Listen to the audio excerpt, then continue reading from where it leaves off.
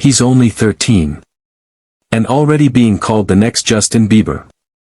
When 13-year-old Liam Parker stepped onto the small stage of his middle school gymnasium, his hands trembled so much he could barely hold the microphone.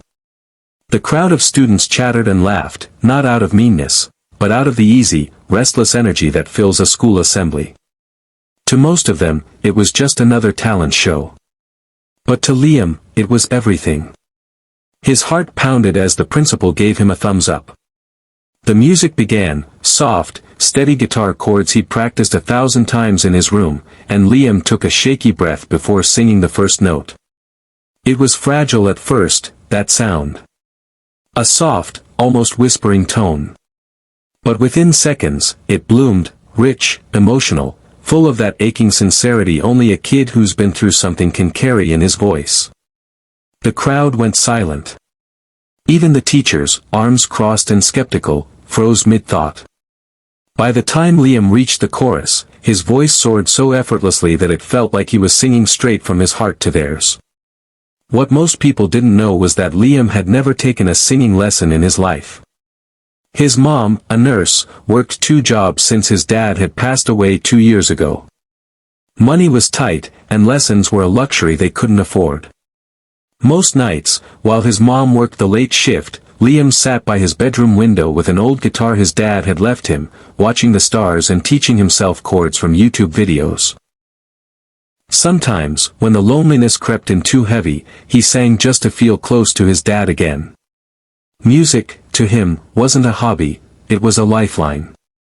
After the talent show, a video of his performance made its way online.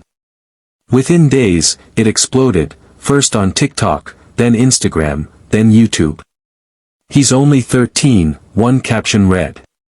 "The next Justin Bieber," asked another. Strangers all over the world commented, "This voice gave me chills. I can feel his soul in every word." Liam's life changed almost overnight. Record labels reached out, radio stations played clips of his voice, and he was suddenly thrust into a whirlwind of attention. But Liam wasn't interested in fame. Not really. What he cared about most was what music made him feel, the peace it brought, the way it healed wounds he didn't know how to talk about. So when a talent scout invited him to perform at a major event in Los Angeles, he almost said no. It wasn't until his mom reminded him of what his dad used to say, "Your gift isn't yours if you keep it to yourself," that he agreed. The night of the performance, the arena lights burned bright. Thousands of faces stretched out in front of him, and for a second, Liam felt like that trembling boy in the gym again.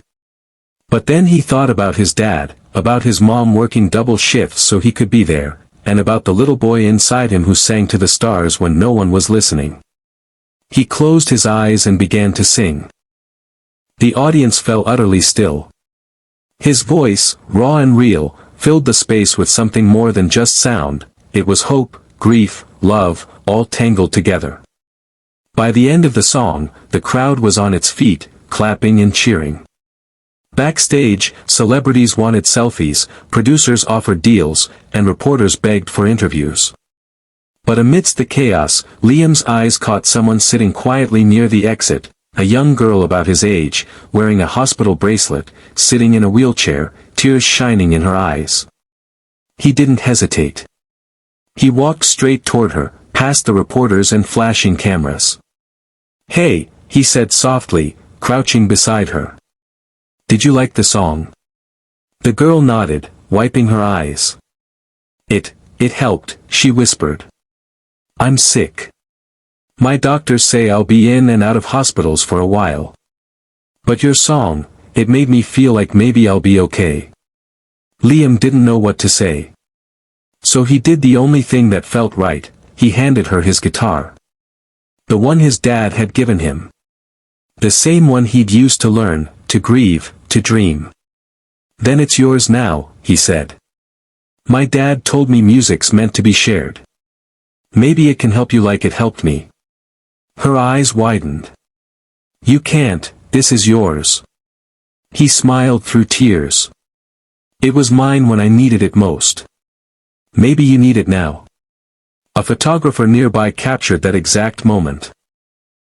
The 13-year-old boy, fresh from the biggest performance of his life, kneeling beside a stranger, giving away the one thing he cherished most. The photo went viral. Headlines read, "The next Justin Bieber." But with a bigger heart. But for Liam, the fame didn't matter. What mattered was the letter he got a few weeks later, from that same girl. She wrote that she'd started learning guitar during her recovery. That she played his song every morning, and somehow, each day felt a little brighter. "Your music saved me," she wrote. "Not because it's perfect, but because it's real." Liam pinned that letter above his bed, right next to a photo of his dad. And every time he felt nervous or overwhelmed, he read it again. Because it reminded him why he sang in the first place, not for fame, not for applause, but for connection. Years later, as his career grew and his name lit up marquees, Liam always kept a promise to himself. For every big concert he performed, he'd visit a hospital or a school, singing for kids who needed hope more than headlines. And maybe that's what makes him different. Because while the world called him the next Justin Bieber, those who truly knew his story called him something else entirely. The boy who turned his pain into purpose. And that, perhaps, was the greatest song he ever sang.